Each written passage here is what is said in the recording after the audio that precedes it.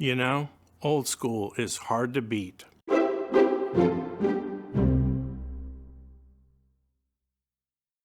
Traditional rugs can be divided into two groups, formal and tribal.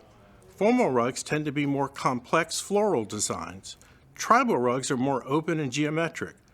Tribal or village rugs tend to be done in earth tones, while formal city rugs are often jewel tones. These rugs will either have a central medallion or an all-over design.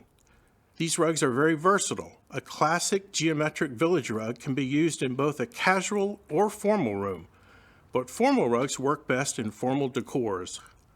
With homes being built nowadays with a great room versus a formal living room, the majority of our customers prefer to use the more casual village rugs in the main living area. You can dress the room up or down with furnishings. A village rug will work with either. Some of the greatest traditional rugs of both types are being made in Afghanistan, Pakistan, and India.